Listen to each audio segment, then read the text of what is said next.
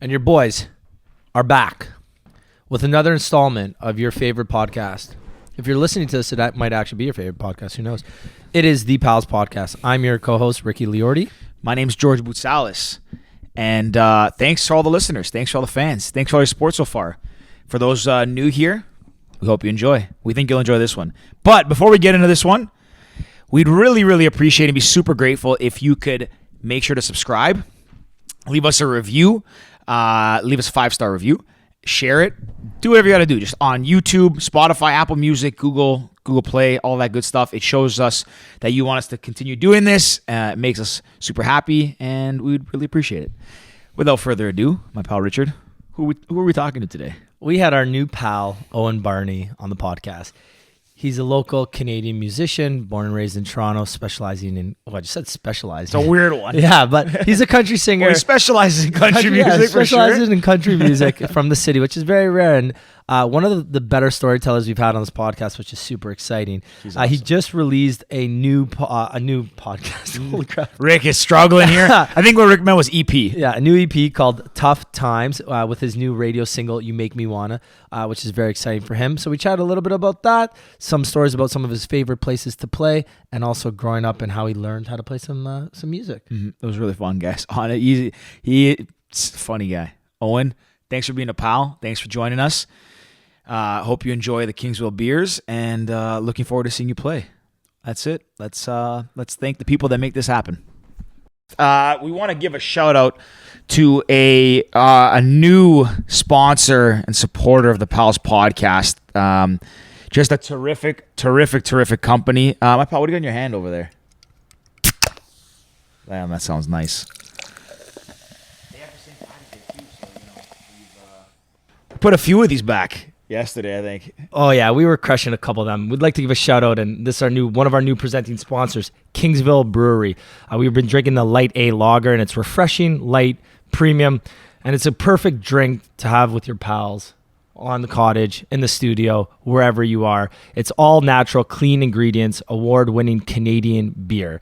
They're available at your local LCBO, beer stores, grocery stores, and some of the best beer we've had. And big shout out to them because they even gave us this nice red fridge you'll see in our studio on YouTube. So check them out at www.kingsvillebrewery.com or on socials at Kingsville Brewery.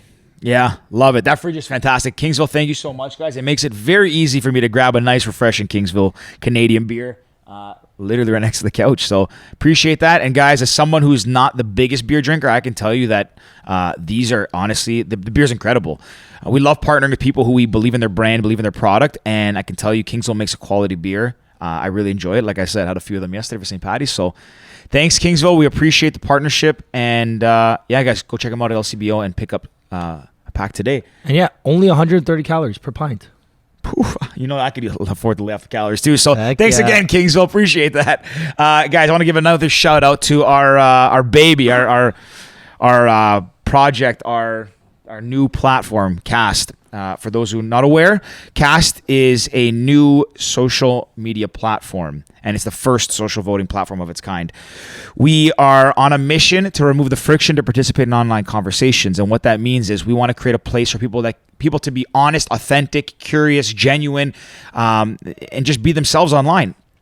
We want to remove that fear of judgment and reprisal, and create a curious community of people that can ask questions, give answers, have healthy discourse, and all of the important things in life that help stimulate conversation and communication. So right now we are in open beta. It's a super exciting time. We just launched the website, so you can now download it from our website, from our social channels, wherever you need to get it. You can go to joincast.co or joincast.co on any social media platform and download the app today. We're live on Android now and on iOS. And hopefully soon our full web platform will be up. But yeah, get to our website, www.joincast.co, to download today. We love you all. Thank you for the support so far. And one last sponsor, last but not least, our good friends over at RFP Design. If you haven't been watching on YouTube, we actually have a brand new, sleek, sexy looking new couch in the studio. It's become a staple of our studio now, and it's gorgeous. And it's from our good friends over at RFP Design. Reliable, innovative, skilled. This is your custom furniture experience transformed. They turn visions into requests into reality. We've known Andrew Moretti and his team for many years now. We finally got a chance to work with them, and the whole process was seamless. From designing the couch to picking the fabric to the delivery and installation, everything, it was just super easy and convenient. They made our job honestly super easy. So if you're looking for any new furniture or looking for any custom projects, reach out to them at www.rfpdesign.com and let them know that the pal sent you.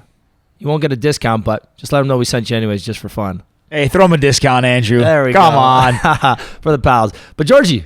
LFG, baby. Let's go. Are we good for sure this time, Jordan? There we go. Owen, buddy, welcome to the Pals Podcast. Oh, thanks for having me. Quite the spot you got here, man. Appreciate it. We've got this nice little spot, our nice little wall of fame, which we got to get you to sign after. So we got to make sure we don't forget that. Yeah, I'm in. Yeah, love that. By the way, if you want to sit forward, you want to lean back, you can do whatever you want, whatever's comfortable. No, I'm pretty comfy, man. It's quite the chair. There's many positions that I'm sure I'll, Mike, really close. I'm sure I'll change positions throughout the show, but we'll see. And then when you move around, just make sure you pull it Yeah, a little yeah. bit. There we go. I know you've used this before. He knows what he's doing. I was reading one of the press releases your PR sent over. You were performing since the age of 14. Yeah, man. It was like when I was in grade 7. I lived in Toronto here, sort of thing. So all I really wanted to do was play music, sort of thing. I always played guitar. I never sang or anything, so I didn't really know I couldn't do shows with that. So I started singing. I did like this talent show at school, and the people were like, "Oh, you're not that bad, man."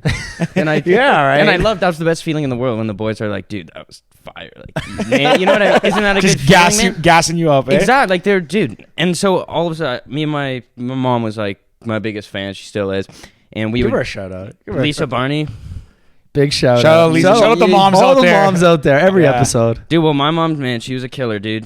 She was the one who dragged me out to all my shows, helped me find them. We'd email bars and restaurants all over Toronto, and I started kind of getting Thursday, Friday, Saturday nights as much as I could, played shows. My grandfather's had this cottage up in Muskoka for 50 years now, and so we'd go spend our summers there, sort of thing, and I'd gig all throughout there in the summer, and so it was better than sitting at the gas station pumping gas all day, man. That's awesome. Man, I love that. Yeah.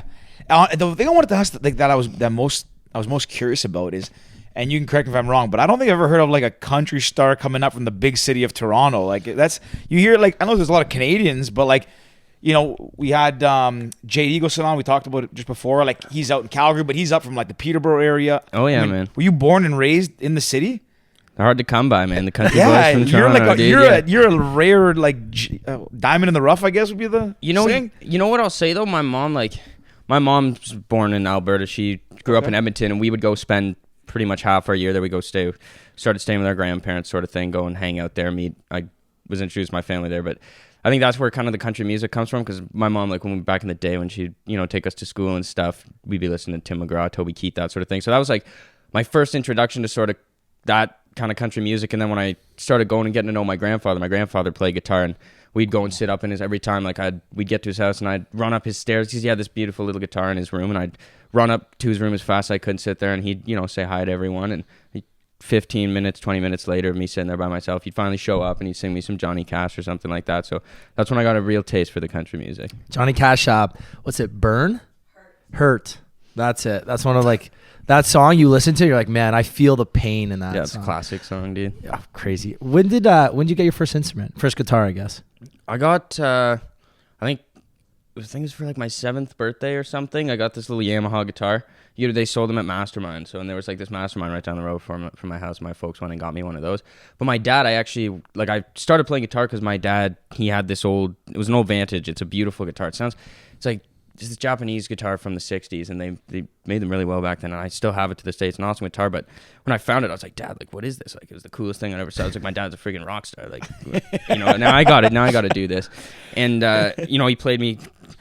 Wasn't as much of the rock star I thought he was. He knew like 3 chords, and they were Helpless by Neil Young. That was the one song he learned. He taught me every note of it, dude. So I can rip Helpless by Neil Young. I can tell you that much. But that was the first getting into guitar for me. It was my dad's guitar, and I played that for maybe few months or so until they were like, okay, this kid's definitely ripping the guitar, so we got to get him one. You know?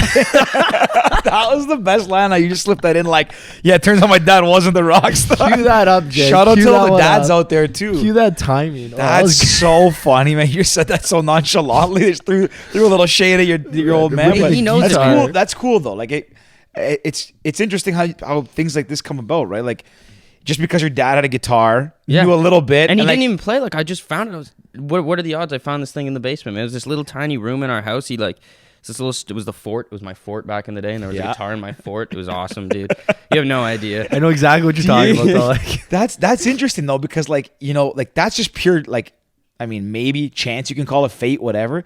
But like, just because it was a guitar, you picked it up. I mean, do you think you were like, I don't want to say like destined to play music, but do you think that just like it was supposed to be there and it fit, or just something that just coincidentally happened? 100%, man. Like my dad never played. Like he never even took it out of the thing. I just happened to find it. I was also that. Well, my folks always loved live music stuff, especially my mom. She'd go to every restaurant, bar, whatever we go to, she's trying to find someone playing music, right? So when we were kids, everywhere we went, it was live music. So I would sit there, man, like caged animal up against the stage, just like watching these guys rip the guitar, man. And there's pictures of me, like there's pictures of me sitting, you know, my grandpa's here and I'm right here, just like staring at his guitar. Not even him, just staring at his guitar. And there's me from like before I could even talk, I did that stuff. You know what I mean? So yeah. I think I was just drawn to it, you know? I love this. That's really cool, man. Like, I love this. that's on that note as well. Like, that's one interesting thing, at least that I think that I don't think Toronto, like, I wouldn't say it lacks, because it has some like live venues, it has bars where people play, but I find that like I've been fortunate to go to a couple like, you know, different cities around the world that I guess have like a music culture, I guess. And you find that there's so many more bars that have like, that's just like live open mic nights and bars that are like catered to it. And I really wish Toronto had more of that and a wider variety. I mean, Nashville's like an easy one to say, and places like, you know, Texas and all that. But there's even places around the world that I've been, like I was in Vietnam once, and there's like on every corner there's a different theme bar, and every night someone playing a different style of music. That's one thing I wish Toronto had more of. Dude, I know what you mean, man. I remember I was in this choir when I was through high school, and we went to Scotland for this choir tour, and it was. Wait, you went to Scotland for a choir tour in high school? Oh, buddy, I was singing, was preaching in those churches all day long. Dude. I'm telling you, man. I went to Italy too, man. It was awesome, singing in these beautiful chapels, the most beautiful places you ever seen in your life, and I was out there just singing, man. It was the life. Was this before your like the talent show where you were playing guitar? After? It was after, yeah. Because you weren't singing yet when you're at the talent show. Boys gassed you up at the Exactly. talent. Drove me right into the choir, man. And there I was. Man. They gassed me up into the choir. I love it. But we went around, though. It's funny, though, like, you know, you talk about different places in the music culture and all these different places. Going to Scotland, man, even a place like that, every corner, it's like a new pub, and like there's someone playing a guitar, there's someone playing something else. There's something going on, you know what I mean? And it's definitely something it's hard to come by around here. Yeah. And you know, you find the odd places, but they're so far apart. You're gonna jump on the subway to go from one spot that's got a guy singing to go to the other, sort of thing. Like, imagine a street like College in the city, if they had just like all their windows open, the bays open, just live music from each venue. You're just walking by different. They could do it too. Like, they could. Rocket science, boy. They could. Yeah. There's like, that's the thing it's interesting, like that Toronto kind of lacks. I love the city. I mean, I think we all can say it's an amazing city to live in. But it just feels like, you know, like it's because it's such a booming city. It's all about like it's getting a little commercialized, which, you know, is good and bad. But you don't have those like old, like eclectic, you know, hole in the wall dive bars, that are just geared towards like, you know, cheap beers and someone playing guitar all night. And like to your point about earlier, but you know, you'd go see these live shows and just watch people be mesmerized. I wouldn't say I'm like the biggest like rock fan or even country, that kind of music, but when I see it live, it's my favorite thing in the world.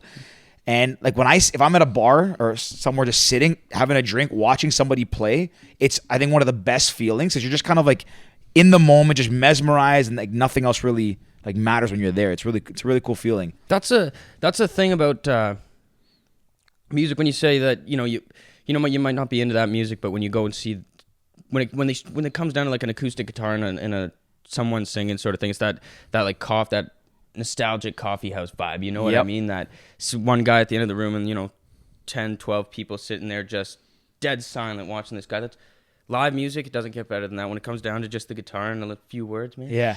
It's the best. I love it. Like just a guy on a stool with a guitar. Yeah. Right? It's one of the reasons why I actually like. I'm sorry. This was just should have prefaced that. That was like I was before. Now I am a pretty big like rock and country fan. I actually got really big into it as a result of being like seeing people perform like this, and I was never really appreciated the craft as much, you know.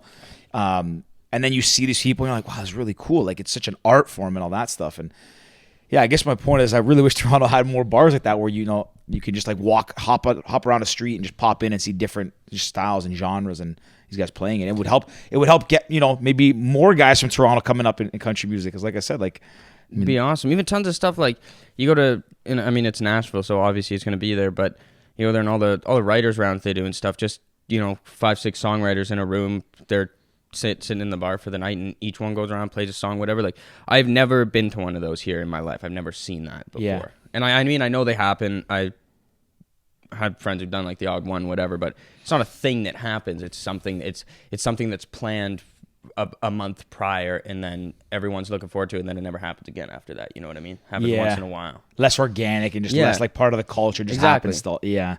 It's one thing that's lacking. Where's you said you obviously played a bunch of venues in the city. Which one's your favorite? What's your favorite venue you've played in the city? There was this place right near my house, Avenue Road in Lawrence kind of area. It's called Drums and Flats. It's like this little, sit there and... Jay's from that area. Oh, yeah. Why do I know Drums and Flats? Chicken wing place. Dude, yeah. I figured, classic spot. I figured that, Rick. I know that. Yeah. Did you ever just said, sorry to cut you guys He's off. like, how do I know? I know the name Drums and Flats. Like I've seen it somewhere. And Rick's like, yeah, a chicken wing place. I'm like, yeah, no shit. Yeah, like, I said, what else would I have the guessed? chicken The place. chicken. Yeah. But no, but I know... I don't know if I've been I grew up there at Black or driven Creek by. and Anyways. Oh, okay. So they're pretty close to you. Yeah. I remember we'd always go up Lawrence for the Sporting Life 10K run. Oh, go yeah. Up Lawrence, and then my dad or mom, whoever it was, would drop us off like just in, and then we'd walk to Eglinton to start it. Yeah. Did you guys grow up around here in Toronto and stuff? I grew up, in the city, born and raised. Where'd you go to school? I went to St. Mike's. Oh, good guy. One of those guys, yeah. RCC. Ah, Cheers. yeah, the kilts and stuff. Yeah. Yeah, the vibe. Wait, what's Choir RCC? RGC, Royal St. George, right? Yeah. Where's Royal St. George? It's like 5 the minutes from annex, St. man. Oh, okay, cool. I grew up in Mississauga. Oh, like right. now I'm like a Toronto guy more or less, but yeah, I grew up my whole life in Mississauga. Georgie's a Toronto boy now. Yeah. Well, Ricky and I became friends at Western. We met, and like all my friends, I didn't go to St. Mike's, so I went to Loyola in Mississauga, and pretty much now all my friends now pretty more or less went to St. Mike's, a few exceptions, but yeah, I consider myself a Toronto guy. He's a St. Mike's boy. Yeah. He's been baptized there. Nah. I paved my own path. I ain't a follower. Yeah. Okay, so you were saying this little bar, Lawrence and Avenue. Yep, Drums and Flats. That was always my favorite place because it was the most frequent place, and it was the place that like everybody, all my family stuff lived really close there. So every time I played there, everybody came, sort of thing. So we'd all hang out and have wings, and I just sing songs, whatever. And when I played there, I was mostly like 15, 16 sort of thing. So I was putting on problem with playing country music here in Toronto too is everybody who's a musician doesn't play country music, right? So none of my friends growing up like in school, nobody I knew played country music. So every show I played, I was just by myself, sort of thing. So I'd sit there just my acoustic guitar on the stool and sing all night long in that place, get free chicken wings. It's the best. Yeah, but doing it for the love of the music, right? Yeah. Oh, and I loved every second of it too, man. That's gotta feel like the biggest, like the dream, man. When you're like 15 years old, I mean, you're not old enough to like get free drinks, so like getting free food has gotta be like the coolest thing. Dude, like, wow, I can play know. music and eat for free. That's awesome. That's George's That's dream my still. dream. That's my dream still. Yeah. 30 years old, he just wants free food. No, it was nice, man. And I still, even to this day, man, going down and there's obviously being on the stage with your band, there's nothing better than that. But every time I play a show that's just an acoustic show, it's the best feeling. Yeah, it's gotta be cool. Just you and the guitar and like that's Oh, it, yeah. right? Yeah. Well, especially when you're going and I write a lot of songs and I write them very frequently. So my band doesn't always know like what songs I'm writing and stuff. So it's fun to just sit there and play every song I've written, every song I know, sort of thing. People seem to dig it. How did you come together with your band? Is it people that you knew? Did like the label help you put them together? How does I that met work? them. I met them through the label. So once I kind of started playing bigger shows and having to put a band together, I met them just through being in this industry, sort of thing, and we've been playing together ever since, sort of thing. They're great guys. Nice, very cool. And like all the stuff you record, everything like on all your songs, they're the ones in the studio with you and all that stuff, or does it vary a little bit? It kind of varies. It depends on where I am, sort of thing. Like if I'm down in Nashville, I get those guys to kind of play on it, but. Okay. It depends on what we're doing. Depends on if everyone's there in the studio with me or not. When did you decide that you wanted to do music full time? Like when was it that day? You were 7 years old, got your first guitar? Was it the talent show after a couple pounds of free wings? It just like there was never a day where I was like, oh, I needed, like, this is what I want to do. There was just like, there was never a day where I was like, I don't want to do this. You know what I mean? So I just, it just happened. I just kept working, kept playing shows whenever I could. I didn't even think of it like, oh, I'm doing this so I'll get here. I'm just doing this because I love it. And if I can keep doing it, then that's what I'll do. You know what I mean? Yeah. It's the best way to look at it. You have to do things for, like, you got to do it for the passion at the end of the day. And I'm not telling you something you don't already know. And most people say, like the cliche, like, if you do what you love, you're not working a day in your life. But if you're actually just doing it for the right reasons, not worrying about the end goal, and you're doing it for, like, the process and the journey, and it's not a means to an end, it's typically like you're doing it for the right reason, and kind of things start to work out. And, yeah, man. You just keep set you on the plugging right away. path. Yeah. Yeah, I agree. If you're doing something because you want to be rich and famous, highly good chance it's not going to succeed, right? You know what, man? I bet these days, man, in this world we live in today, there's a hell of a lot of them doing that, though. I bet. I guess you're right. Think about TikTok. Yeah. Yeah. I think TikTok. Like, I know there's some people that, you know, I hate to say this, 'cause I'm not putting any stereotypes in, but there's, you know, women that have very big assets that know that they can dance on TikTok and they can become famous within months. What a politically correct answer. I'm actually thinking about that. I was like, how do I say this without sounding it's tough to do, like man. a douchebag? So, but no, I know what you mean. Like, it is true. So like, I take back what I said. Yeah, But yeah. majority of the time, you need to be doing it for the right reasons and because it's something that you love to do and you're passionate about it. Right? If you're not passionate about it, you're not going to succeed. Even these, you know, women that dance on TikTok, if you're not passionate about it, you're, even with all the voluptuous assets that you can have, you might not become rich and famous from it, right? Sure. Look, think about the original TikTokers. They were doing it just because they love to dance. You know, these, Addison Rae and the twins. The twins, yeah. Are they twins? Whatever, the sisters. The sisters. So they did it just at the beginning because they love to dance. And they were making these stupid little dances. And now they're, you know, multi-millionaires. Yeah. We assume that's why. Making it to the show. I think man. they were doing it originally because that's before TikTok was. I They're don't the know enough about OGs, it. right? I Yeah, don't they're know the enough. they're the OGs of TikTok. TikTokers, man. But yeah, no, I love that you're doing it just because that's what you love to do. Oh man, it's music, man. It's the best thing ever. Yeah. I would agree with. Maybe not ever, but I would agree. It's one of them. I got a story, and Rick, I don't think you've heard this one before. It's interesting because every guest we've had on, like, I've known Ricky for over a decade now, and like I would say know more or less almost everything about each other. But every time a guest comes on, they say a story, and it reminds me of something that I probably have never said before. So I was in a band in middle school. Nice. I played the drums. I started with a clarinet. Attaboy. Hated it. Yeah. My dad, I had to take music from middle school 6 to 8. My dad said, play the clarinet. It's Greek, and I'm Greek. I'm like, okay, cool. Yeah. Cool. Dorkiest instrument, carrying a little briefcase Your around. dad was so proud of you. Couldn't even play the Probably. saxophone, Those, like, man, yeah, like I would have rather play a cool woodwind like the saxophone. I would have played the oboe, like clarinet. Anyways, I played it for a year in grade 6. Then I was like, this is boring. I want to be cool. So that drummers are cool. Couldn't play the guitar, so played the drums. And then in grade 7, I formed a band with like 3 kids who rode the bus to school with me, or 4 kids. I was the drummer. We had a singer, a guitarist, and a bassist. And we practiced in my garage or my basement, and we ended up playing at the school talent show. And what song did we play? I want to say maybe Smoke on the Water, which is super easy to play. It's legendary though. Yeah. So first time I ever performed anything in front of people. So I get on stage, and I don't know if you know this, the drummer keeps tempo, like keeps the tempo of the whole thing. I actually know that. Yeah, I'm just pointing out in case anyone didn't know. And I start playing, and in my head, I'm crushing it. I'm like fucking killing it. Yeah. And everyone kept the band kept looking back at me. I was like, oh, sick! I must be killing it. They're like, they're checking me out. At the end, they're like, we got off stage. Like, George, do you understand? You were playing like double time what we were singing. You finished the song before it ended, and I didn't even realize, but I guess I was so nervous that I was just like tunnel vision and just playing in my own world. And like my music teacher comes up to me, he's like, hey George, you gotta be calm up there, like you gotta keep the time. And I never played in the band again after that. Bro, in your head you look like Travis Barker when he does the upside down. Oh yeah. That's what you look like in your head. I was like, I did like a little flick with my drumstick at the end, like this low, and it's like I threw it in the air. I thought I was so cool. But yeah, that's where my career ended. So anyways, a little fun fact. So your first talent show that you did when the boys gassed you up, what was that like? You just ripped the guitar? I sang "Helpless" by Neil Young, and I was singing. You can. I said, I don't know. You can say close. You're like pointing at it. This guy's like.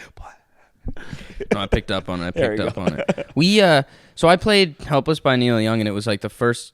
I was also at a new school. That was my first year, so I didn't really know everyone as well. Was it elementary school?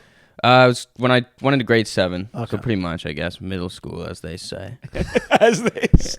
And Pretty much when I do the same thing. dude, And look what how different our careers turned out. You got hit records, and I'm here just hanging out, talking, Hanging- telling just stories, hanging just out. telling stories. Sorry, continue your story though. no, it was one of those feelings, man, where it was like, oh man, like all the pressure's off. You know what I mean? Because when anything you do, when you do it in front of your friends, it's the most nerve-wracking situation to be in. And when they all love it, when they're all standing up, like yelling your name, and everyone's just beyond hyped, and you're the guy who's standing there on stage, and you did it to them. It's something else, man. Yeah. I agree. Do you think it's harder to play in front of people you know or people you don't know? Oh, people I know for sure. Really? Man. Oh yeah, I could be like a major stress case sitting there playing for like just my grandma and my grandpa, and then if I was like playing for like 10,000 random people, I'd be beaming, man. I'd be humming on that stage, dude. Yeah. Oh, I yeah. would think it'd be the opposite. Well, I'm never gonna see these guys again. I mean, and like they're not gonna tell me. They're not gonna come up to me and be like, "You sucked, man." Like, you know what I mean? Your grandma's gonna tell you that. Exactly. They're gonna be like, "Well, Owen, I mean, you could have practiced a little more, maybe." But, But that's so true. You're funny. So Yeah. George used to vlog back in the day, and he was actually pretty good at it. Drummer career ended, became a vlogger for a little bit. No, but we would always say it's like one time I visited him out on a trip in Europe, and I was in some of his vlogs with him.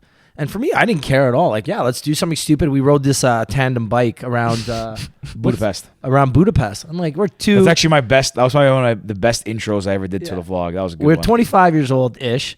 Riding a tandem bike, and we look like we were losers probably if someone saw us. But literally, I didn't care because I'm like, I will never see any of these people ever again. Yeah. Even if I do, I won't even remember that I saw these people in Budapest. Like, what are the chances? Unless it's the most beautiful person I've ever seen, man or woman, good chance I won't remember. yeah. I won't remember their faces ever again. No. So that's why I was like, for me, I didn't care. But to your point, I guess in front of your friends, you might be like, yeah, they might think I'm an idiot. But mind you, today I'm going to go stand on the street in front of all my friends and debate random strangers. So we'll see what happens. It right? is what it is, man. It is what. But it depends on what you're doing in front of your. It's like it always depends. If it's something like, so it's something you're really passionate about too, and it's like it's the one thing for me, like music. That's the one thing where I'm like, this is what I'm good at. That You know what I defines mean? you. Like I wasn't the guy who was like getting 95s on his chemistry tests. You know what I mean? Like, but when I would roll in with like 58, rocking it, like I would wear that proud. I didn't. You know what I mean? I wasn't like embarrassed about it or anything. But if I'd screwed up playing on stage, I'd be beyond embarrassed about it just because it's my thing. I'm like, I can't screw that up because everyone knows me as the guy who's good at it. Yeah. Have you ever had a moment where you like ate dude. shit on stage? Plenty of times, man. dude. You know how many times, dude? Because like I daydream a lot, and I get lost in my thoughts, and so I'll be sitting. Amen. But that's yeah. this guy. Well, bro, I'll be sitting there like singing a song, and I'll be halfway through the song, and I realize that for the whole time I've been watching this, I've been watching like the hockey game that's on the TV at the bar or whatever, and then I'm just sitting there, and I have no idea where I am, and I have no idea what words come next or whatever. So I'll just sit there and that is you. Yeah. strum away for like a couple minutes, whatever, and then start the song again or something. If you're in like a good bar, nobody really notices, but when you're mid-show, mid on the stage, which has happened to me too many times. But Note to Not self: many a don't time. have the hockey game on in the background ever Dude, again. Eh? I know. I have to focus. Or I'll get lost, man. What's your team? Are you a Leaf fan? If anything, I would be an Oilers fan, but Really? it is just because my mom's from Alberta. Like when we grew up, all we wanted to do was go and watch the Edmonton Oilers play. I was never the big hockey guy in the family, though. My brother was a big hockey guy. I played for like a little bit, and then I got into the music game, and it was That's on. it. Was Is on. your brother into music? Sorry, he did get into a music game, or he's not? No, he's not. He did play drums for a little bit, actually. We used to, little drummer boy, Hey. and we used to sit. He would have his little drum lessons, and I'd go down and hang with his drum teacher. And we'd play like CCR songs and stuff. A little bit of Green River, a little bit of this and that. Actually, funny story, George. I'm not sure if I ever told you this either. I took piano lessons. Did you know that? Probably told me you sucked and you cried or something. Oh no. Oh, maybe I'm missing the wrong story. I don't mean to say because I think you suck. Yeah. But I thought you told me a story I once have you cried zero or something. musical talent, like absolutely zero. But I've got passion and I've got heart. Got a I've hard got pass. passion and I've got heart. Passion doesn't get you anywhere if you have no talent. So listen, I'm the type of guy you see singing karaoke, and it's like in my head, I'm like, Enjoy Bocelli. yeah, I'm Elton John and selling Andrea it, Bocelli, man. like Yeah. moving like I'm Usher on stage, Yeah, and yeah. I'm As you just, should, man. No, I'm terrible. But anyways, a fun fact: I've sang karaoke in about 8 different countries, which is pretty awesome. Anyways, Done it I all. didn't know that. yeah. I said that before, I think, on this podcast. So anyways, I've been to probably all these countries with you. Yeah. Where did you sing all these countries? I sang in Thailand. Okay, I I've was sang there. in Japan. Japan was there. I've sang in Italy. Wasn't I've there. sang in Canada, the States. I've sang in where's the other ones? Okay, I'm missing 3 more. London, Holland. No, never did London. It's got to be something. I'll get back to you on those. Okay. We'll count them later. Cool, but- cool. And I have the same song every time. Train, Drops to Jupiter. Nice. My go-to. It's an easy one. At least you know what you want. And it dude. gets the crowd going too. Yeah. But, the story about the piano. So I took the piano lessons for about a year. And at the end, I wasn't very good, but we had the competition. And I wanted to play the song I Believe I Could Fly by R. Kelly. And it was sick. And I didn't know how to play it. But the teacher said, look, it's not that hard. You just got to just, I'll teach you the finger motions. You don't even need to read it. I was like, perfect. So I'm basically almost there. I've got the day before the test. Couldn't memorize it because again, I couldn't read it. I was just memorizing the finger motions.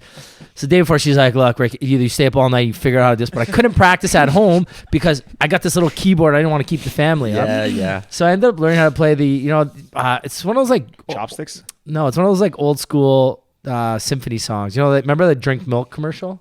Drink milk, Yeah, love yeah. like fresh. Oh, one of those ones. Oh, the joy. There it is. Classic song, I ended up man. playing that at my competition, which is like, and if I played the I Believe I Could Fly, I would have killed it. I would have won. Instead, I came in like, I think second last. That's Damn. tough, man. But anyways, I still know how to play that. You do? I could still play that right now. Okay. We'll try one day. Give me a piano. I'll Put it play to the one. test. That's it. Do you are you someone who can play like any other instruments? Have you tried any other instruments, or you're just guitar? Always have been, always will be. No, I took piano lessons for a little bit too. I wasn't really big into. I loved guitar lessons because Wait, what music school did you go to? No, I didn't go to one. Where'd you do the lessons at home? or- I didn't. Like you said, you did lessons, right? Like, no. Yeah, my guitar teacher Nick. His name was Nick, dude, the biggest legend you'll ever meet in your life. Like, You're just ripping. no, dude, like some intense stuff. This man, he was like, when we started lessons, I was 7. He was like 65, so he was like, he played gigs all back in the day and stuff, whatever. I still really close with the man. I was on the phone with him before I was coming. He was telling me his wife's making me a scarf. She makes these beautiful scarves, and I'm getting one anyways. I didn't need to. Well, give him a shout out. This is a awesome, this is a yeah. nice plug. Give him a shout out. The scarf. They have a company or something? No, but I was telling her she's got to make at least like an Instagram channel or something. What's her man. name? Her name is Lisa Palikar, and his name's Nick Palikar, and she makes beautiful scarves, like the most beautiful scarves. There you go. Shout out to Nick and Lisa. Not just scarves, blankets too, everything. Everything. Okay, continue. There you go. That's a nice free plug for them. There you go. You're a good salesman. We Good storyteller. Good, just in good general. storyteller. That's the right word. I don't even know what I was talking about. Lessons. Guitar lessons. guitar Nick lessons, ripping. yeah. Nick, Nick, I do lessons twice a week for 45 minutes, but he'd usually stay for like an hour and a half. We'd shoot the shit, hang out, whatever. And you were 7? Oh yeah. He was like my best friend, man. He always used to like he did this thing every lesson where he'd give me like a really hard word, and I'd have to go throughout the week and figure out what it meant, and then I'd come back and tell him. That was like little things like that. That's how you know you have a good teacher. When little things like when you look forward to go see piano lessons, I hated that stuff. Like I was going back straight, this and that, taking deep breaths and all that stuff. But I still remember. I remember one song. I remember Falling Slowly. It was from this play called Once, or this musical called Once, and that's the only song I know. But I can play like chords and stuff. I don't know how to play any songs on the piano, but like I can only play songs like I write. You know what I mean? Because I just feel it out. Go with the feel. That's Yeah. The piano, I always thought was so cool when you see random strangers doing like doubles. Two Oh people my on the God, piano. I know, man. And a good friend of mine from high school, Jesse Clark. I think he lives out in Denmark now. Well, he lives out in Europe. Interesting. I was gonna say like out in Oshawa or something. Yeah. No, he lives. Copenhagen, Denmark. Yeah, I'm pretty sure he lives in Denmark. He's either a lawyer or an accountant. Can't remember which one. Interesting. And so he actually still plays the piano, but at camp every year. So I went to camp at St. Mike's, and he would always do that main song that you play with two people, like dun Chopsticks. dun dun dun dun dun dun. Yeah, yeah. dun, dun, The chopsticks? Yeah, I dun, think so. dun, That is dun, chopsticks. dun, That's dun, definitely- That's chopsticks. dun, Look up dun, chopsticks. dun, dun, dun, dun, dun, dun, Yeah, we dun, got dun. it. It's Yeah. chopsticks. So he would always play, and he taught me actually how to play the easy crappy It's part. that little on the light. It's a high pitch shit. It's chopsticks. I think. It is, man. Yeah, it is. No way, it's not. Yeah. That's so the only word I know. That's the good one. But you see those pianos in like the middle of Times Square or random subway stations. I guess yeah. those are probably going to be a thing of the past now because of COVID. But Times Square and subway station. What are you talking about? do you know they have like random pianos in the middle of like weird places? Is that a thing? Yeah, like airports have them. You just see random people going and playing on them. Where I I've hear never. you're not supposed to play on those, and they're always behind like the red things and Oh, stuff? I don't know. You see the videos on YouTube all the time, like stranger ends up playing an amazing song on piano, blah blah Yeah, blah. I do know what you speak of. Yeah, There You know- actually, Those are you know dope, where there yeah. was one when I was in South Korea. Before I was in Japan, and there's this outdoor cultural center. It's a really cool, futuristic looking thing built on like this historic Olympic grounds or something. It's this big silver dome. I don't know, weird structure, but they had a piano out there, just like a colorful, like someone graffitied the piano, and it's just sitting there. People walk by and play it. You saw this in the yeah, flesh? I actually have a picture of it. I can. You going to tickle the ivory a little bit? No, I didn't go. I would just no. Chop Yeah, dicks. they're Yeah. in train stations and airports. Train station. Yeah, two strangers playing piano. Improvisation at train station in Paris. That's the good one. It's got to be staged. That's They the probably good- just wheeled the piano out, left it there, and oh wow, what's this piano doing here? And then people just show up and start playing. That's a We're gonna gimmick see, for sure. We're gonna see on Owen's Instagram or TikToks, just like he walks up and sees a random guitar. Oh, what's that doing here? Yeah, Let me it's play. like the And most then his beautiful buddies come guitar. out of the woodworks, gassing you up. That's such a great line to start the podcast. That's why I knew it was gonna be a good one today. That's funny. Okay, let's go back to your music. So when what was your first song that you released on your own? First song I released was a song called Letting Go, and that was 2018. It was like October of 2018. It was on my sister's birthday, October 12th, man. Good day for me. And, Mediocre for her. Yeah, She's getting older. Whatever. Yeah, exactly. Happy birthday! Here's a song I wrote for myself. Yeah, well, they're blowing out the birthday kind of song. Guys, listen to my song. Make the day all about Happy me, man. birthday. No, we're not singing that this year. Yes. But I released that, and I think it did like 2 million streams that in the first little while, and it was like, man, because you go and you put out a song, and I'm Owen Barney from Toronto, like who's that? You know what I mean? I thought, mom and dad, they're gonna stream the hell out of it, and brother and sister are gonna do the same. You know what I mean? Put it on repeat when I go to bed, whatever. You know what I mean? But like, I didn't even have to do that, and like I thought, I'd get max like 1,000 streams, whatever, and all of a sudden there were raining in, man, and it's the best feeling in the world. It makes you want to do it more. It makes you not be able to wait for the next release. And then I waited a few months, released another tune, and pretty much since then I've been doing like every 5-6 months or so release like an EP or a single sort of thing. And my goal right now, I had that song Thank Her for That last summer, and it did well at radio, and the hope for me now is just keep getting songs on radio, keep building that fan base, hope for when this whole load of nonsense, COVID-19 is all gone, then I'll be getting the boots up on stage and do my thing, We'll be there watching you on stage. geez. I got a cowboy hat that's got some dust on it. I got to get it on. I'll be looking for it, man. Oh, you'll see me. Yeah, but then you're going to screw up the words because you're going to be like, hey, who's that guy from that podcast? I wonder how he's doing. Is he still doing all right? Oh, shit. Play those chords again. Oh, okay, there we go. Rip a little solo if I have to. Man. Then we'll know it's for us. Yeah, That's- exactly. You'll know it's Rick. He'll just be the guy wearing a Canadian tuxedo with a cowboy hat, not knowing how to dance, and just like smiling around at everybody. Yeah. He's just there for a good time. He'll go to any concert. So, yeah, Georgie knows I'm a big concert guy. Massive concert guy. The biggest concert guy, Honestly, if you will. probably one of the biggest concert guys. I love going out. I think They're gonna make an award. Yeah. Guinness World Record, biggest concert guy. yeah, I enjoy live music. I think it's the best date night. I think it's the best, hang out with your mom night, hang out with the Yeah, boys dude. night. I just love it. Basically the best every night. Yeah, I enjoy Gotcha. it. That, like Leaf games and Raptor games, those three are my shit. So we go to a lot. So Georgie's a big Chris Stapleton fan. Oh, good guy. Yeah, great concert too. So we went. We saw him play Coachella. Sick. Yeah, and then we went. He came here 2 years ago? Right. I keep forgetting we saw him here with the Black Keys. Yeah, Black Keys and Chris Stapleton. Yeah. That was Big beard. sick. Yeah. I always forget we saw him So here. we went to the X first, right? Yeah. The exhibition, for I guess people who don't know what the exhibition is, it's a massive fair, festival, carnival that they have in the city of Toronto to end the summer every single year. So Chris Stapleton's playing the same day, so we line up, we do a little kind of day thing, go to the X, then we go have some drinks, and then we walk over to the concert. But on our walk over, we're like walking by the Enter Care Center where they sell all the stuff, and I always love those things. So we jump in there, I buy this nice black cowboy hat looking sharp. Yeah, man. Looking sharp. Go over to Molson Amphitheater or Budweiser Stage, whatever it's called these days. And they had these little light bulb drinks. And there's like 3 or 4 ounces of alcohol in there. So we're tossing those. remember all this. I don't remember any of this. I don't go to many country concerts, man. Trust me, I remember this one. Oh my god! So I got this don't little remember light any bulb of drink. this. We're there. I know probably one song from Chris Stapleton. One song. But Tennessee I'm, Whiskey's a banger. I'm singing like I know every song front to back. Or Like I'm the Parachute. biggest No, fan. Parachute's Oh, the best song. Parachute. That's the one I know. Parachute's a banger. Yeah, That Parachute's one, the if one your parachute just gets you going. Yeah, and we're there. We're rocking out. We're not even on the lawn. We're in like good seats too. Yeah, Like, we're yeah. jamming out. Well, that was a good time. And I got a nice cowboy hat, and I just tip it to everyone. Howdy. Yeah, you got to, man. I remember, dude, the first time I went to Nashville, bro, I thought it was the shit. Sorry. You can swear. Oh, sweet. Yeah. Shit. But I was like, dude, I was like 15 years old. And You're a good dude, man. I'm glad. oh, dude, this is fun, man. Yeah. Sitting, You got hanging out great on Saturday. energy. Your That's what stories we're are doing. are fucking hilarious. Yeah. Like, That's the best part about this podcast, man. I get to meet cool people like you. Dude, I woke up today, like I was in critical condition this morning, like when I was not feeling it. And then as soon as I got Wait, here, did you man, shake it last night, or did you just... Yeah.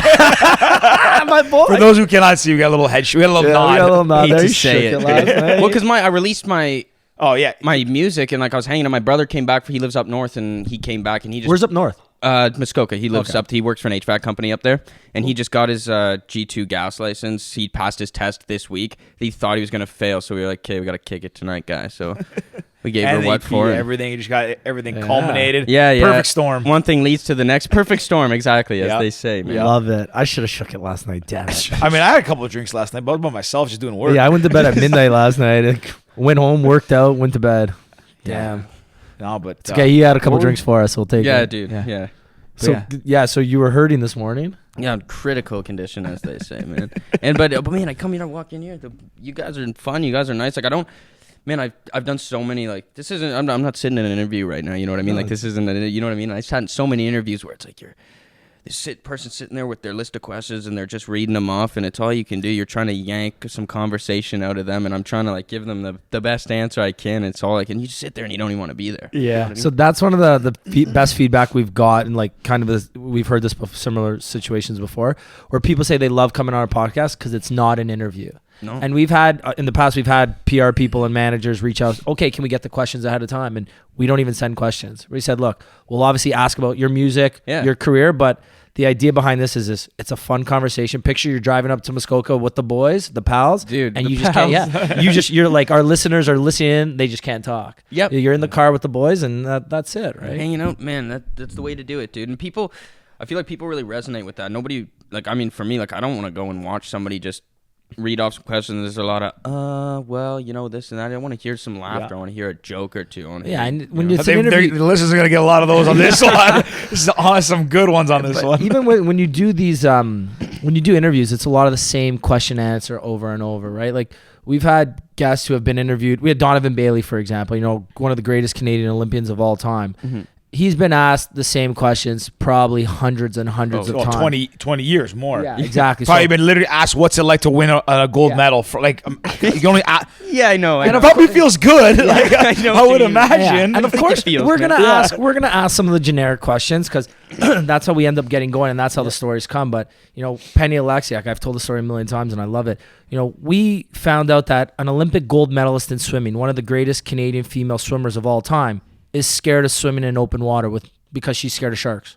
Even in lakes, wild. she's just scared of open water. Yeah. You are. This is what you do for a Like living. You're bred up. fastest female swimmer in the world. And Yeah, she's scared and of you're scared of open water. We're all screwed. And That's like literally, something and else, we found that out just through conversation. That's funny though, man. You know, it's not something you would. That's not something you would find from just a generic interview. Yeah. After she gets off the podium, right? No, Like, you get going telling stories, and it turns into quite the conversation, man. Yeah, I like it. Yeah. Good vibe. Speaking of which, what's something that people wouldn't know about you? What they can't Google, they can't look at your social media and find out. Dude. I'm like thinking of all these things that I should, you know what He's I mean? like, Hey, shit, there's what, nothing you can't say. what Don't is say it, my obviously. PR gonna let me say Yeah. here? Like, give it to us. I'm a good. I used to be pretty good at golf, man. Used to be decent at it. You know, I like it. I'm not a good athlete. I was good at golf. That's probably about it. Man, I feel like there's not too much nobody don't know about me. You're pretty open book. Yeah, pretty open book. I'm not a secret keeper. I'm not good at it. I feel that. Yeah, yeah. I'm terrible at it. I think I'm alright at that. Do you still play golf? Yeah, whenever I get the chance, dude. I haven't, like, last summer, man. I used to golf like at least 3 times a week. It's just something fun to do. Yeah, thanks, man. It's just something fun to do. Get put in time. But the last like year, I've been doing a lot of like landscape work in the summer because there's no shows or nothing. So Yeah. digging holes, laying stone, doing the Keep same yourself old song busy, and dance, man. Oh Yeah. yeah, keep myself busy. You know, How gotta much make. time? Oh, sorry, I didn't mean to cut you off there. No, I was just gonna say, gotta make a little bit of money Of here course. and there. You know, You definitely get around in though. Oh, if you want to get golfing, we'll go anytime. that dude. Oh yeah. I play at St. George's in Etobicoke. Oh good So guy. if you ever want to get out, anytime. Please, man. Literally, we'll go this summer. We'll sit around. Guess my invitation keeps getting lost. No, you can come. You can carry the bags. No, I'm kidding. Rick is a very fun guy to golf with. Terrible to watch golf, but fun Whoa, to watch. not terrible to watch. Not terrible. Not I'm terrible. exaggerating. Come on. But he's probably one of the funnest guys to be on the golf course because it's always entertaining. I shoot Can I 100. tell a story give or take. about Arizona? Oh, for sure you can. Okay, so actually, no, more. Just over a year ago. Just over a Beginning year of March. ago. So Yeah. March 2020, right before COVID hits. The weekend before COVID. Literally, like the weekend, we were in Arizona for his brother's bachelor party, for like a boys' golf It trip. was just starting to become a thing. Like people were talking about like international travel, yeah. and COVID was just starting to become Yeah. like a headline. So we're there, like I think it's like 6, 8 of us. I don't know how many there were, but we of played in the us. first round of golf. I got there on the Friday. Some of the guys went out. Like I stayed in. I'm like, we're golfing. Got to be sharp. Got to take all these guys' money. So all the guys go out. Whatever. That's correct, right? And then we golfed at Camelback. Camelback was the first day. The second day was But you guys had gone on the first day we got. Then we golfed the next day. Yeah. Yeah. So anyways, we golfed the first day too. whatever. We whatever. go golfing the first day. I'm mixing the story up. We go golfing the first day. I'm terrible at this. We get on the course and Rick's like, hey, I'm gonna we're having a couple whatever, we're drinking Cottage Springs or something. And Rick's like, yeah, just so you guys know, I'm gonna be drunk by like the 5th hole. And like, I mean, I figured he would drink. We knew we were all gonna drink. I think he was exaggerating a bit.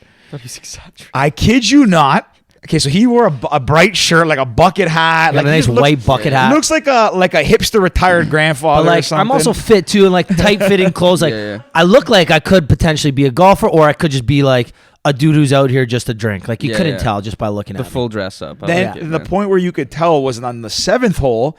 You know how golfers, Jordan, if you don't know if you know this, the golfers when they line up their putt, they squat down to like set the line. Rick squats down to set the ball, and he tips forward onto his head, so his ass is in the air in like the fetal position. Completely And wiped no, out. nobody saw this. Like we all turned around, we're talking. We look back, Rick's just face down, and his butt's in the air. Like, Rick, are you okay? He's like, yep, nothing to see here. He gets up, don't even have makes any the pictures putt, makes the putt, and then the rest is, as we say, history. Yeah, I started. But- it was my brother's bachelor party. Right? Like That my was the funny, Yeah, one of yeah. the funniest things I've ever seen. John's like my boy. Shout out to John because he listens to every episode Shout out too. to John, Good guy. So slowest golfer in the world. yeah. So actually, we're doing a nice little Masters little get together for the Masters actually, which would be super dope. So thanks for that, John.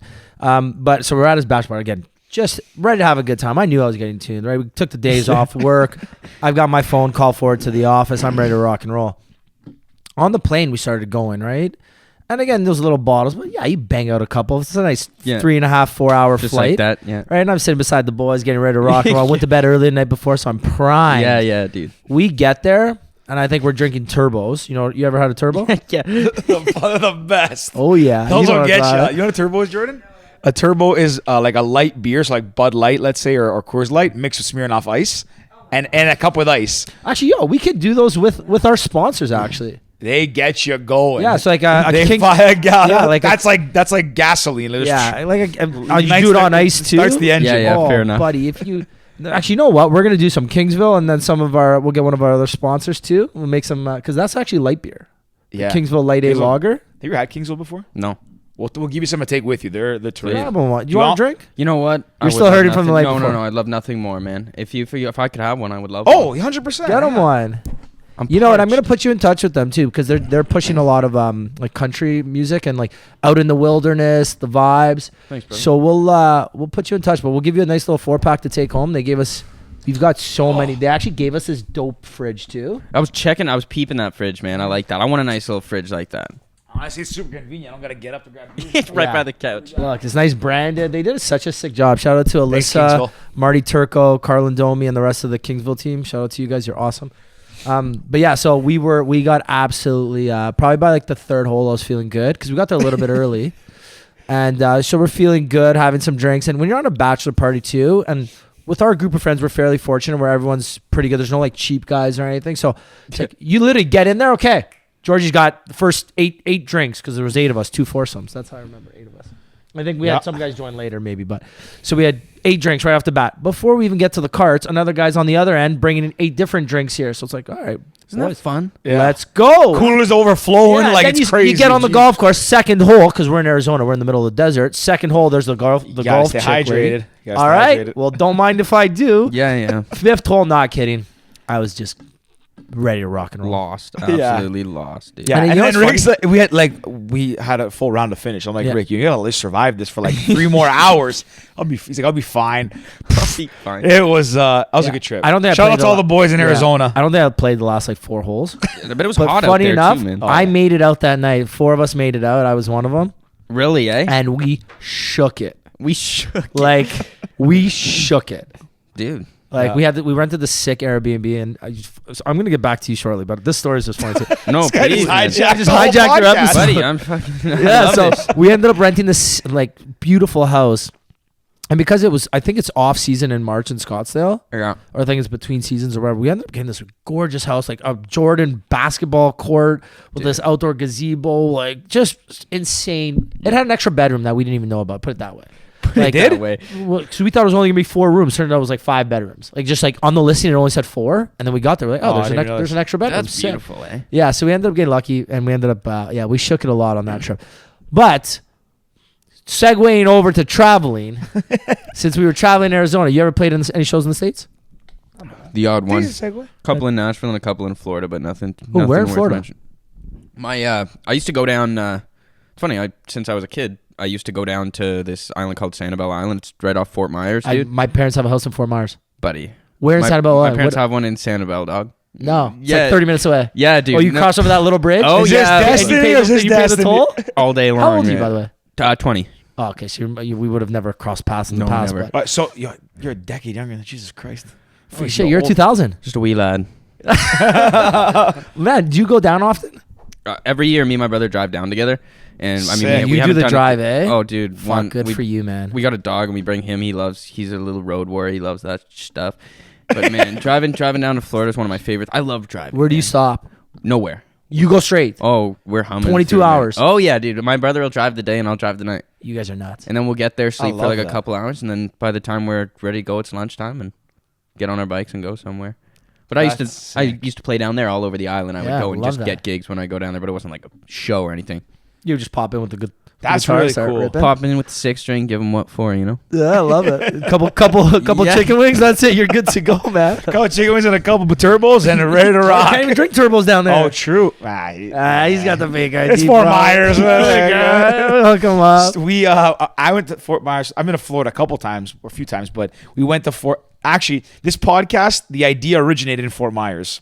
No, ground zero. Ground eh? Zero, Fort Myers. We were Dude, I like it. Yeah, we were 2019. We were there New Year's going into 2020. Myself, Rick, and like his girlfriend at the time, and we're at his parents' place, and we're gonna go out for a chill New Year's, not gonna do anything crazy, and we're just like hanging out at his parents' place, and like I said earlier, Rick and I have known each other for a long time now. And we're like, we're getting older. Careers gonna take over. Families will start at some point. Let's figure out like an excuse to just hang out once a week, no matter what, non-negotiable. So that's we did. Rick said, "Why don't we start a podcast?" And I was like, "Okay, I can probably edit it. Like we're good at talking, I think." So so that's where the idea came up. We came up with the name and everything. It was like a couple days before New Year's. We had our logo designed on Fiverr. Yeah, we got it all done. But then what we celebrated New Year's that we went to like I don't know, you probably can explain it better here. We went to like a strip mall, like a P.F. Chang's for New Year's, for dinner. Something just chill. Like, Do you know where the Regal Cinemas are in Fort Myers? No.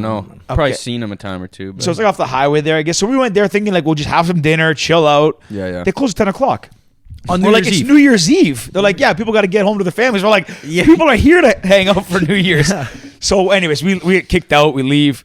We're like, we got to find somewhere to go. This is crazy. We're going to get stuck in a parking lot for New Year's. So we get in the taxi. No, wait, you're missing the beer thing first. Oh, yeah. So we went to this little beer pub because they were doing Flights of beer, whatever. flights of beer, and it was like beer tasting. So we literally popped in. There's 3 of us, and we're just ordering everything on the menu. We're like, let's just try as much as we can because we just eaten this massive, American style Chinese food at P.F. Chang's, which was delicious. But we had a couple sake bombs, and they're like, yeah, you got to go. We're like, what? So we dip over this beer place. Like, let's just get let's shake it, right? Yeah. Let's have a couple pops. So we head over there. and then they close at 11. And we're like, what the hell is What's happening wrong with here? Fort Myers, man? So we hop in an Uber. So we meet these people like, yeah, go to this bar, and they tell us the bar. So it's like It was like 10 an minutes oyster away. bar. Yeah, we rip over there. It's closed. So it's like Our 11:30 right Uber's now. not even gone yet. Our Uber's not gone. We wave him down. We're like, man, where do we even go? He's like, oh, I know this bar down the street. He's like, yeah, it All should right. be busy. Takes us to this bar, like not down the street, like 20 minutes down the street. So it's like 11:50. Yeah. And it's not a bar; it's an outdoor shed. It's like, no, basically.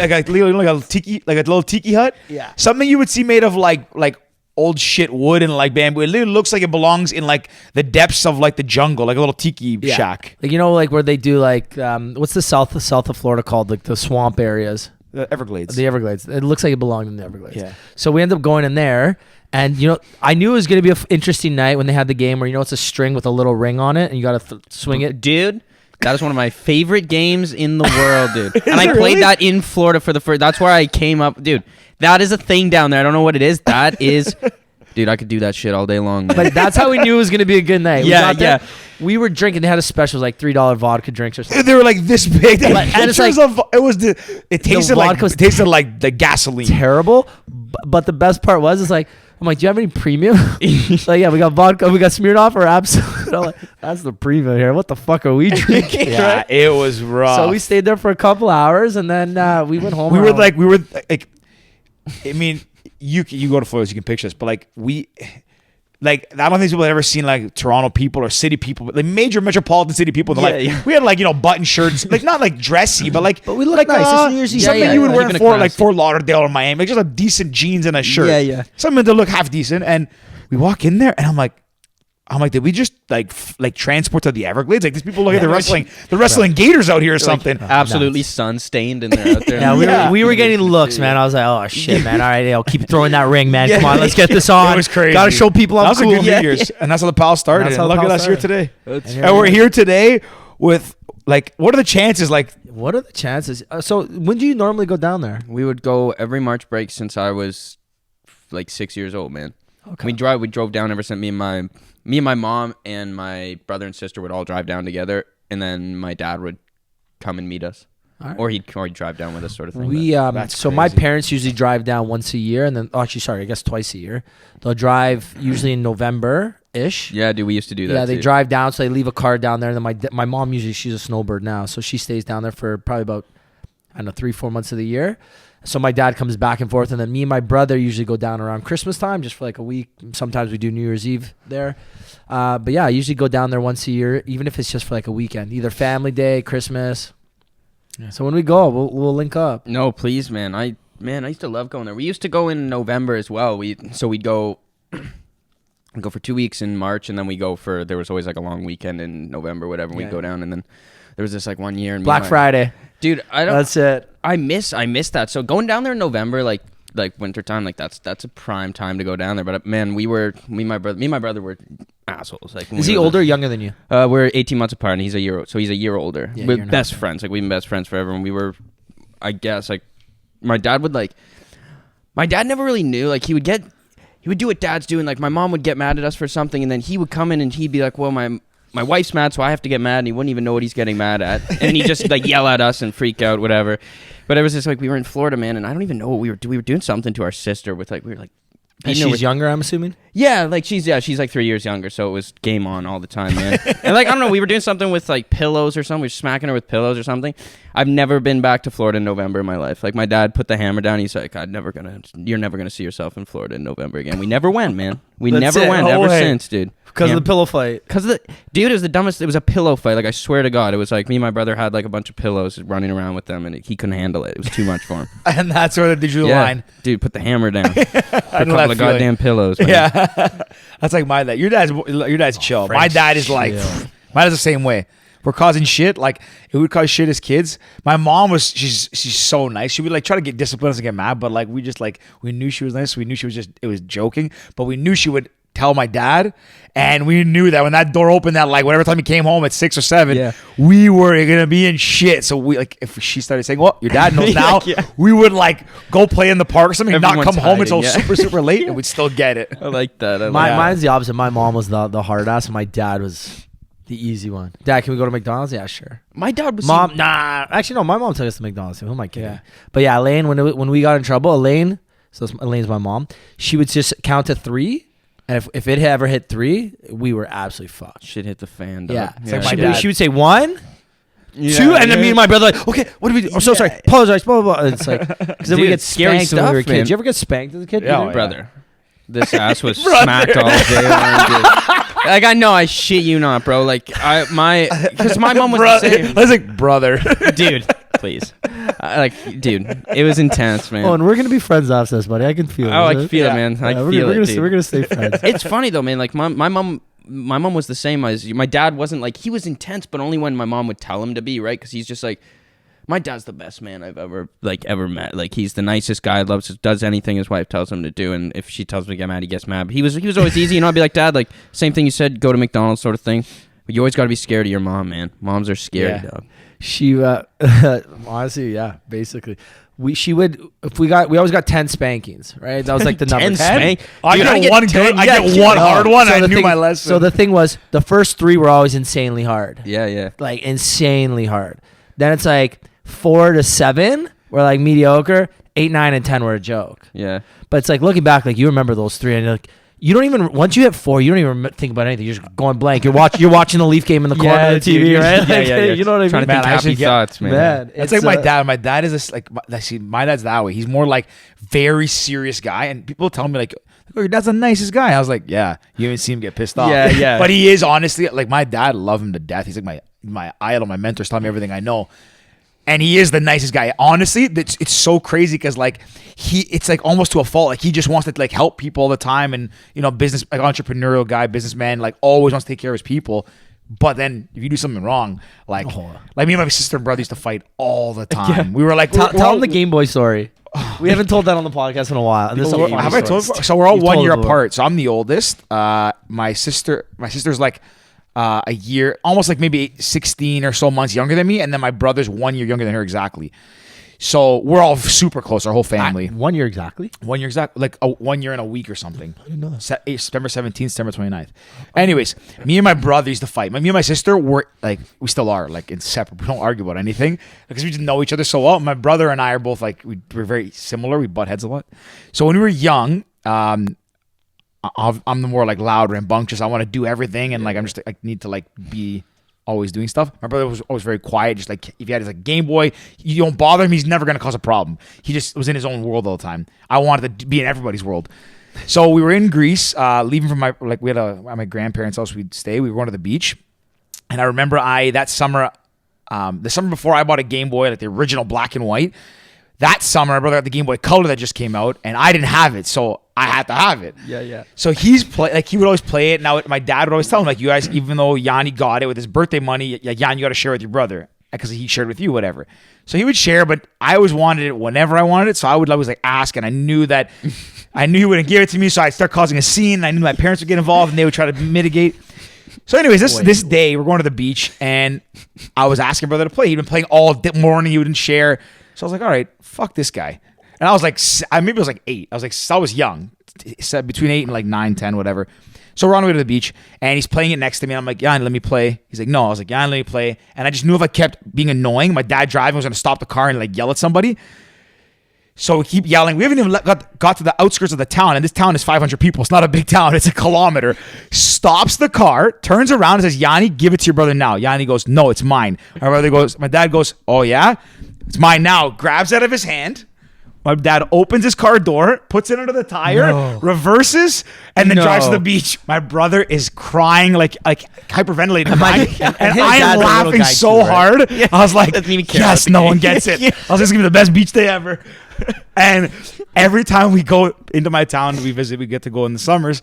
My brother always every time we pass that sign, he's like, "Rest in peace, Game Boy." Yeah. It's like a memorial on the side of the road next to Vietnam flashbacks. Yeah. He was for a long time. He was traumatized when he go back to Greece. That's funny, man. It was. I was a shithead. Man, what a great segue that was. Eh? Yeah, So travel to Florida. Well, there's one thing that we missed that I wanted to jump back at when we got to Florida and kind of segue. You talked about playing in Nashville as well. What I wanted to ask was in Nashville, obviously, is like the mecca for country music.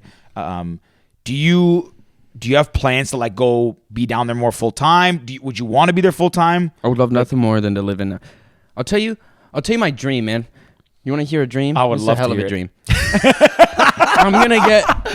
No, This is like those Lotto 649 commercials. Hey, the dream my comes. seat right now. Let's hear it. Fuck yeah. So I want to like just a tiny, like 5-6 acres at the least, like somewhere where I'm not gonna walk out my front door and see my neighbor right there, because I've lived that my whole life, whatever.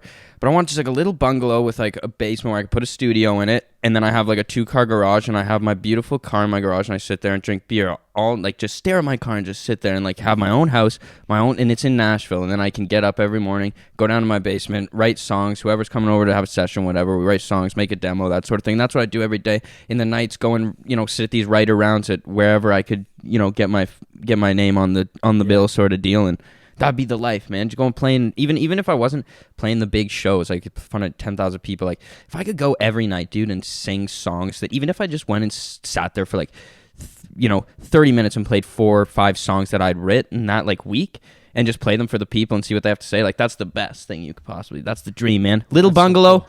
My beautiful car, my beautiful beer fridge in my garage, and then Kingsville, you hear this? Look, got him a fridge, guys.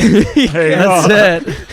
To make the dream alive, bring the dream alive. That's honestly really cool though. Like it's actually before we segue a little bit, what kind of car? Right now it's a 70s Roadrunner. Okay. Plymouth Roadrunner. I used to want a Chevelle really bad from 67, but now I don't like the. Dude, I could sit here and tell you what car's my dream car all day long, but right now it's a 70s Roadrunner for sure. Your dreams change on a daily basis? For cars wise. Probably by the week, man. Like, but you're a classic car guy. Yeah, I'm hungry for it, man. Yeah? I'd tell you that much. I want a nice truck too. There's too many things. Of course, you're a country singer. You need a truck. Yeah, I know. That's what they all say. But here's the thing, man. Like, my brother and my dad both, my dad just got a new truck. My brother just bought a brand new F-150 and whatever. I'm sitting here in my friggin' Mazda 3. Friggin' child's play, dude. Like, your time's coming, though. Yeah, your time's coming. I love That's really cool. So, like, for you, it's all about just, like, the simple things. Like, it's just have what you need to, like, I wouldn't say survive, but, like, have your comforts, and that would make you the happiest guy in the world. I want my own place, like my own world to live Sanctuary. in. You know what I mean? Like, this is something that I've earned, something that I can call my own. And I have my car that's not like just like, my car that gets me from A to B. It's my child. You know what I mean? Like my car. Yeah. It's not like my car's my freaking car, man. Yeah, it's like it's something that you've earned and you've worked for and that you've gotten to. Dude, I know. Would that be the first thing? Like, if you, as your career grows on and progresses and you hit bigger milestones, do you have something in mind? Like, is the car the first thing you want to go after, or is it just keep working? You haven't thought that far ahead. Or house, man. That's my dream right now, is to just have a house, just a place to call your own. Yeah. I don't know why. Like, it's just like that would be the dream, man. It's cool, especially in today's market in Toronto. Fuck's sakes, it ain't gonna happen for me here, buddy. I'm going to Nashville. I mentioned that. Yeah. Well, Toronto's not the place for me to be buying houses. I know that. Yeah. If you go to Nashville too, Ricky and I, we actually mentioned this to Jade last time as well. Ricky and I are actually also Tennessee Titans fans. So so Nashville is like, we've been once. Yeah. But yeah, if you're down there, we'll probably be down there as well at some point. So we'll come jam with you. We'll just stare at the car. Yeah, we'll just sit there and stare at the car. We'll drink some Kingsvilles and That's stare what at the I'll car. be doing. We'll bring the fridge down with us. Don't worry, we're good. Wheel the fridge in. Yeah, we're good. It's a great city though, Nashville. Oh, it's beautiful, man. Do you know what? It's funny. That's actually also one of the times. Sorry, that's a good job. Like, that's one of the places that really made me appreciate music even more, like live music and the culture of it, even country. Like, I remember, it's so interesting, right? The strip is like a mini Vegas strip, obviously a lot smaller, but like you can hop into bars. I think it was like one of them was Tootsie's, I think. Yeah, buddy. What's the 3-floor one? Honky Tonk Central. Yeah. Like, I just remember going to Honky Tonk and like literally 3 floors, and every floor like had a different style or musician playing or band. It was like, I was just so cool, and like it's not pretentious. People are just there, literally just drinking beers and watching music, walking the streets. Is that me? Oh, I got it. Wow, this is awkward. Sorry. God damn it. Give him a howl. It didn't stop the recording, did it? Okay, we're good. Sorry. Anyways, yeah, it's just it's such a cool place. Like, it's special out there. I wish I remember more of that trip. One, it was like 10 years ago. No. I was working at Media Planet, so 2014. So, sorry, 7 years ago. Yeah, it's still a long time ago, right. And so the thing is, we drove from Toronto. It was Thanksgiving weekend. So we drove from Toronto Friday morning. We all took the day off work. It's a 13-hour drive, right? So Yeah. we left in the morning. We got there at night. We didn't even go out that night. We were just all gassed. We're like, whatever. Excuse me. So we had to go. The next day, we were going to University of Tennessee Volunteers homecoming game. So we woke up early. We parked it. We had an RV, like a sick RV. Nice. And funny enough, we didn't know it had a bed on top of the driver's cab until Yeah, like, those are we dope, returned eh? it. Yeah, we didn't know that. funny. So we didn't So we were have. sleeping on like the floor and shit. We're like, this thing is supposed to have 2 beds. What the fuck? Where's the second We had bed? 6 guys in here.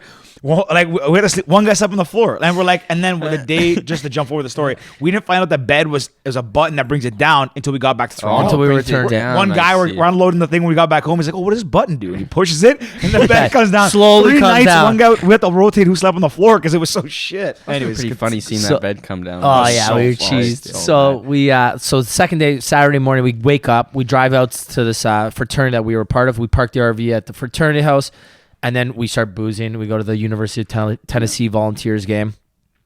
So it's also a dry stadium because it's a university game. So we sneak in these little bottles of sourpuss. I'll never forget that. Because I'll never forget the green one was the one that put me over the top. Me and John Marco actually. Yeah, you were asleep. So we went the night before. We went to the Walmart to buy these orange shirts, University of Tennessee. So we all got our yellow gear on. We're playing beer pong outside of the stadium outside of our little RV, and we're just having a great time. So we walk in, we get to the little corner store, buy some booze, little bottles, and we're having a great time. Homecoming. After that, we go to the frat party at the university. House, Yeah. Again, great time. Next day, we're going to the football game. Tennessee Titans. They're playing the Jacksonville Jaguars. So trash game. Whatever. We go that night. We're gonna go out Sunday night, man. Tennessee Titans home Tennessee game. Volunteers. No, Titans. It's on the Sunday now. Oh, sorry. So So that night, we're like expecting the city to be like booming, right? I know it's a Sunday, but still, the Titans just played. People are out boozing, having a good time. The city wasn't that busy. We only lasted like 2 hours out that night. Yeah, we were. That's why, we were all just gone. We had just day drank all Saturday and then all Sunday morning. So that's one thing I regret is that I don't remember more of the nightlife, or that we didn't do more of the nightlife. Yeah, we'll be back out there at some point. For sure. 100%. Anyways, because we're almost nearing the end, I want to talk about the new music you're putting out now. You got a new EP, obviously super exciting. So This is that generic question that No, I know what you get mean. asked in here is. I'll give you an answer. Listen.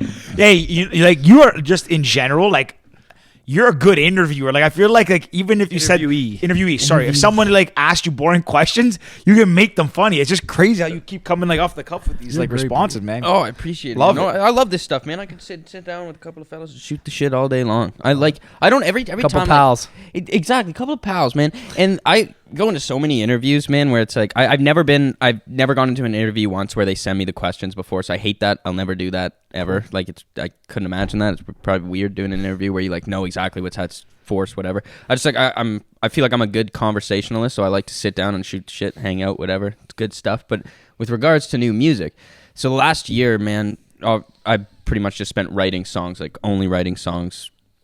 Every time I go pick up my guitar, I'm writing something new, and I feel like this year just having to do nothing but that and not going out playing shows, whatever, it's given me an opportunity to really explore my writing and kind of figure out who I am as a writer and what I want to say and how I want to say it, sort of thing. So I feel like this record, especially I put these 2 acoustic songs on it, and then we have our radio single "You Make Me Wanna," and I think these 3 songs, even though it's just a couple of songs, I think it really shows where I'm going as an artist and who I am as a writer, and kind of what's more to come, you know what I mean? Because if this record that I've released here is that's the direction I want to go, so I hope to kind of keep going in that way.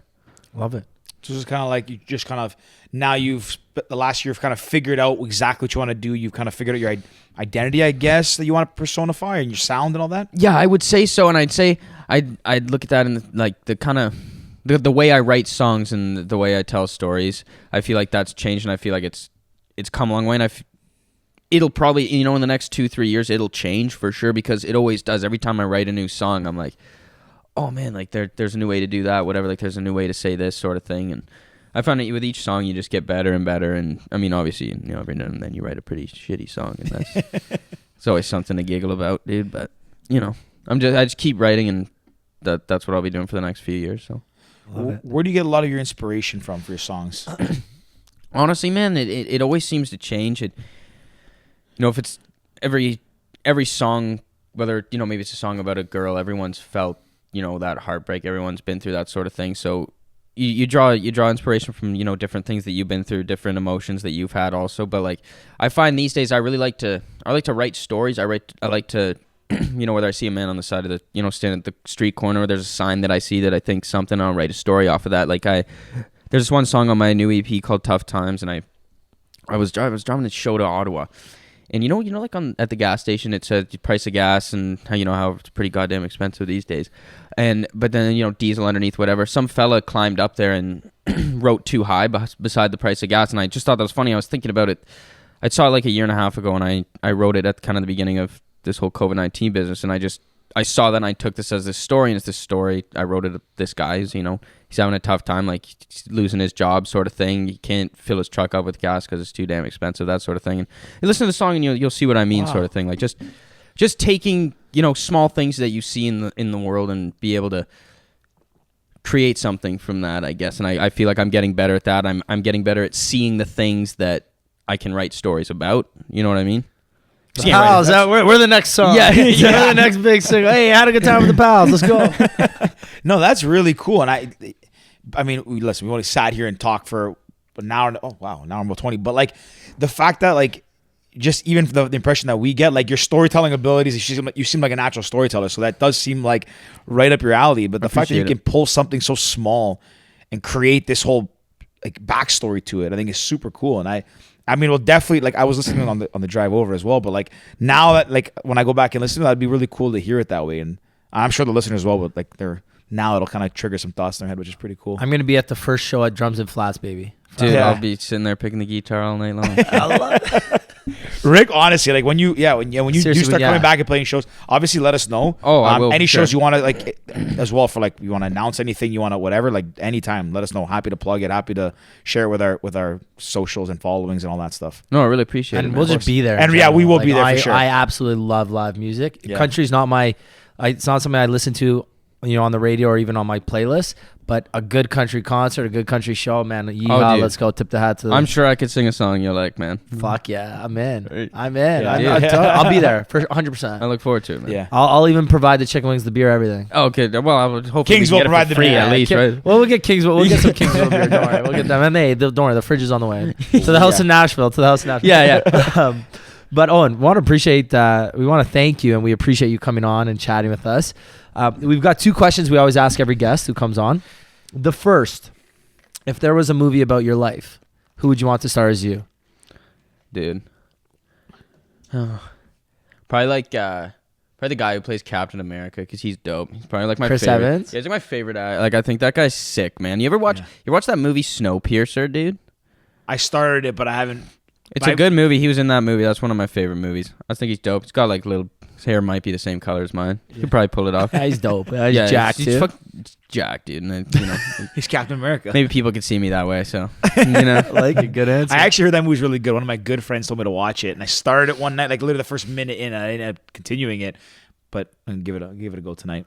The last question: I was gonna say the same thing you just said. Still my question. If you could give one piece of advice to your younger self, what would it be? man, I would say like just start writing songs when you're 12. Because I started writing songs when I was a kid, and I hated every single one of them, so I stopped for a long time, and I didn't do it anymore. I was like, oh man, like you can't. It's the dumbest song I ever freaking heard, right? And I know looking back now that the only reason I wrote those songs because I hadn't done it enough, right? So if I could say anything, like when I started writing songs, I should have just kept at it because I'd be so much further now. So don't man, I know, and for any other songwriter in the world, dude, who's trying to write songs, you're going to write a million shitty songs and you're going to hate them and you're going to want nobody to hear them, but you'll get 50 songs later, you're going to have that one that hits and you're going to be like, oh man, I know how to do that again, and you're going to do it again, and each one's going to get a little bit better sort of thing, so. Stick with it. Stick with it. That's great. Owen, man, you're a beauty. Yeah. I really enjoyed this. I obviously speak for Georgie too. We really enjoyed this. Our listeners are going to enjoy this. Me and you we are going to maintain a friendship after this. You're a great dude. I appreciate it. I just love hearing your stories. If people want to find out more about you, what you're doing, how can they find you? Where can they go? I said that reversed. Where can they go? How can they find you? So my Instagram, Facebook, and Twitter, all that stuff is going to be Owen Barney Music, just straight up, way it sounds. And then my website is owenbarneymusic.com, and then you can find any of my music on Apple Music, Spotify, that sort of thing. So. We'll share it in the caption. We'll share everything. It's very exciting to have a good young guy like yourself on the podcast, because the future is definitely bright for you. I appreciate it, man. I appreciate you guys having me here. This is tons of fun, dude. Oh, we'll do this again. We'll do this again another time for sure. Yeah, definitely. please. I look forward Summertime to it, too. man. Yeah. Oh, we'll yeah, get some man. songs. Maybe we'll bring your guitar in here, rip it up a little bit. Yeah, I think that's probably a good idea. I like that. Yeah. We'll get Ricky playing chopsticks in the background too. I like that, George. The call that. Guys, listeners, if you've made it to this point in the episode, we appreciate you. Thank you to each and every one of you. Without your support, this isn't possible. So thank you. If you've made it again, subscribe, like, review, give Owen a follow, give the pals a follow. And until next time, guys, signing off. Cheers. See ya.